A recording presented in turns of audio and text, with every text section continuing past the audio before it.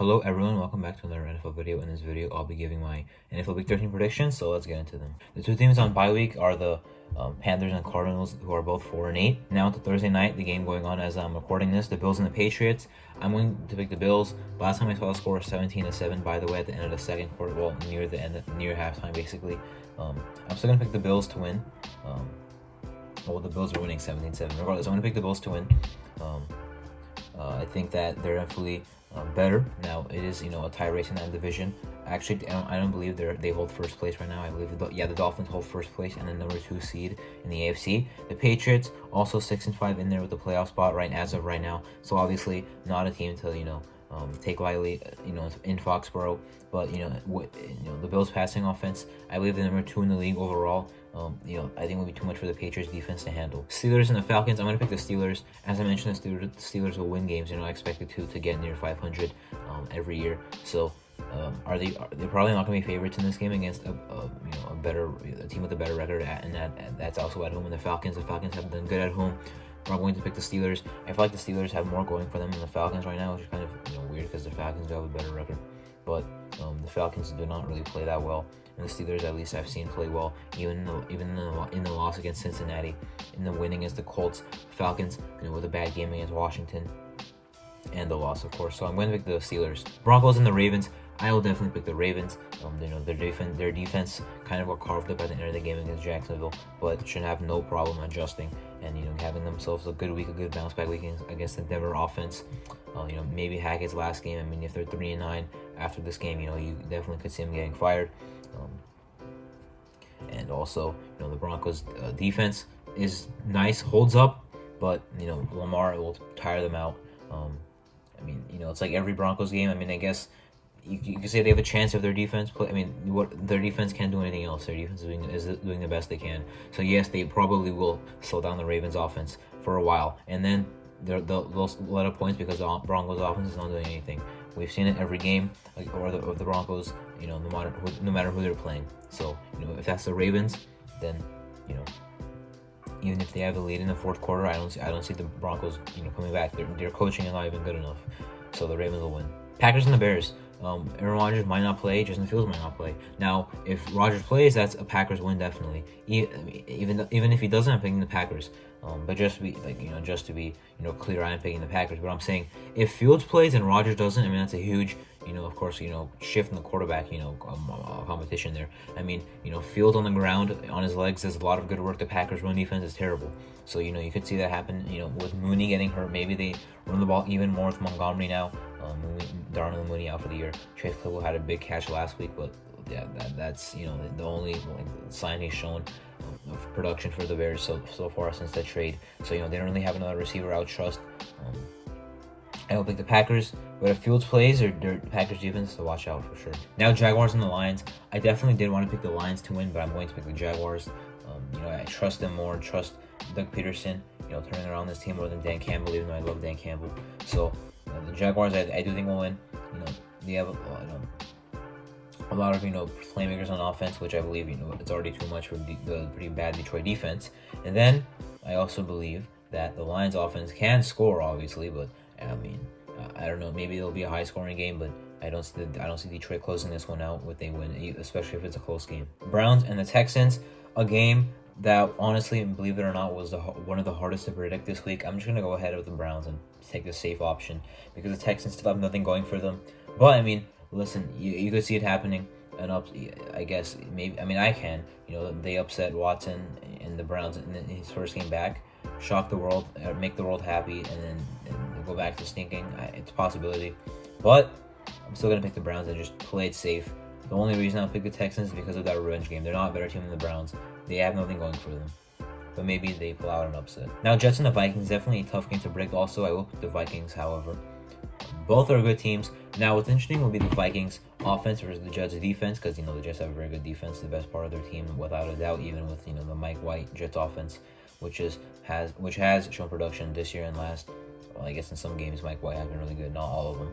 But anyway, that'll be a really interesting matchup. Now, the Jets offense, if they can keep it up, their performance that they had last week, if they keep that up, maybe they can win, because the Vikings defense is not very good. They have some playmakers. Harrison Smith near the top of the league in picks with 4. Darius Smith maybe still leads this league in sacks and tackles for loss, but definitely up there if he doesn't lead it anymore. But their defense overall is not good. The Jets, if their offense plays the way it played last week, you can definitely argue that the Jets are a better team than the Vikings as overall. But I don't know if the Jets offense will play like that again. So I'm gonna pick the Vikings as well in their home field, home turf, and they're pretty good at home. Commanders and the Giants. I will pick the Commanders. I mean, look, I'm not gonna say I give up on. I mean, it's not like I was a Giants believer from the beginning. It's not like I'm gonna say I was right originally. The Giants season isn't over or anything, but the Commanders are just on a huge win streak. I don't see the Giants stopping that. I'm pretty confident actually the Commanders will win this one. I mean, I know Brian Dable's really great story right now. One of the, maybe definitely a candidate for a Coach of the Year, but I don't know if he'll do enough with that roster to beat the Commanders, whose offense is better with Heineke instead of Wentz, and their defense has been improving.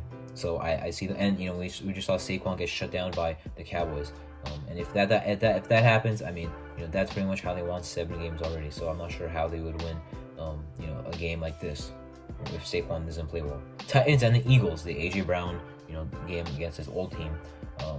Titans are a good team. They're a well-coached team, but I'll pick the Eagles, who are at home and also a very good coach team. Obviously, one of the best humans in the league, one of the best defenses in the league. I'll pick them here. Now, the Titans obviously have to work in getting Derrick Henry involved, because if they don't, they'll definitely lose. Now, even if they do or don't, they still need to have a nice passing game. Honestly, I think they did have a nice one last week. But it was only enough to muster up 16 points when the run game was shut down. If the run game is shut down and Jordan Davis was activated from IR, so maybe he'll play, maybe he won't, but there's a chance he will. If he plays, the run defense should be pretty nice instead of the pretty bad it has been. I know they signed Sue and Lamal Joseph, but I'm not sure how those guys have been playing. I'm not sure how the run defense has improved or hasn't. Will them by another team. Now, Treylon Burks can be that guy. Treylon Burks was the guy they drafted to replace AJ Brown.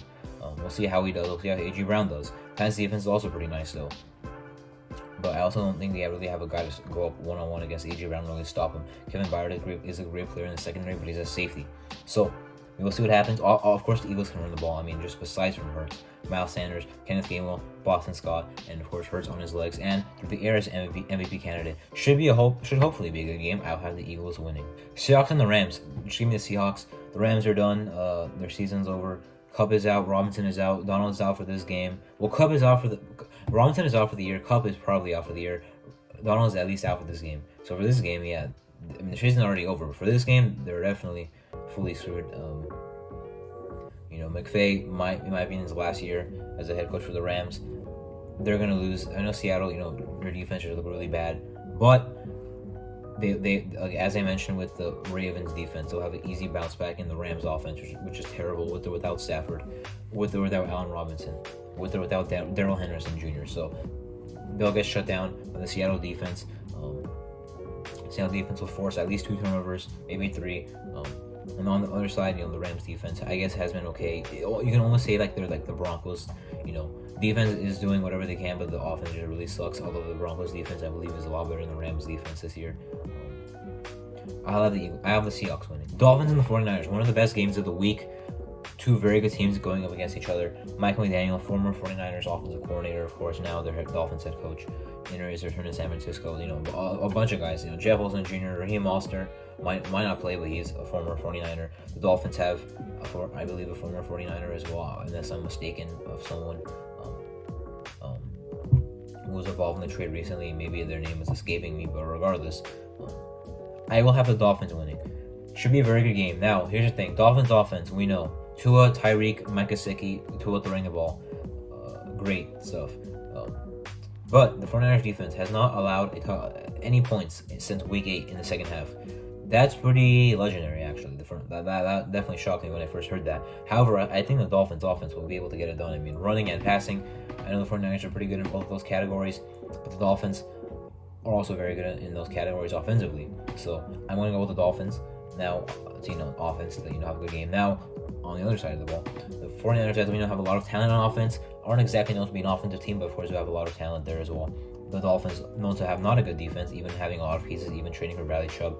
But I do think it'll be enough for the Dolphins to win. Are the 49ers a better rounded team? Absolutely. But have the Dolphins play better this year? I believe 100% with certainty. I mean, some of the 49ers wins recently are treated like they're like a Super Bowl contending team, but they're barely winning games. I mean, they have so much talent. I mean, they should have the Saints, but they only scored 13. They barely beat the Chargers, and it seemed,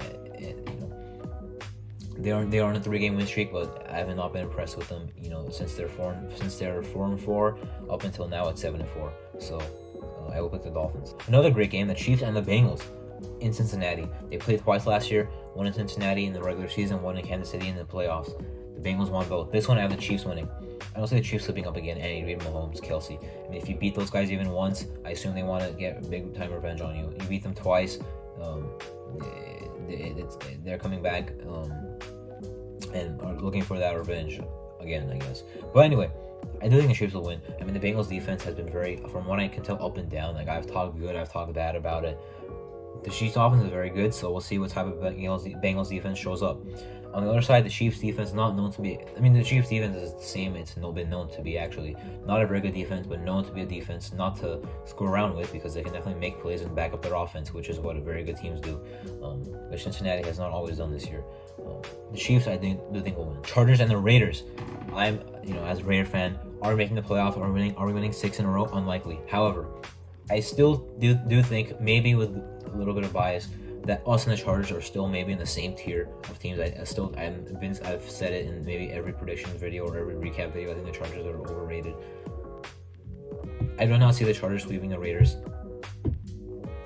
I see the Chargers probably at this point. I mean, when the seasons didn't start yet, I did have the Raiders being second, the Chargers third in the division. At this point, I think it'll be the opposite. However, I don't think there'll be a sweep here. I think these teams will split. The Raiders would only be 2 games behind, maybe 2. I'm not sure the math is at right now, but they would be close to catching the Chargers in the division in the division for second place. But does not mean that they'll make the playoffs, because even the Chargers right now are not in. They are I believe, 9 seed, maybe 8 seed, looking from the outside in. Anyway, should be a good game. The Chargers pass offense very good. The Raiders pass defense very, very, very, very, very historically bad. Now the Raiders, as we know, can run the ball very well. Jacobs might not play, but apparently he was supposed to miss most of practice this week, but he's been practicing the last 2 days, so that looks good for him playing. Raiders getting Nate Hobbs back.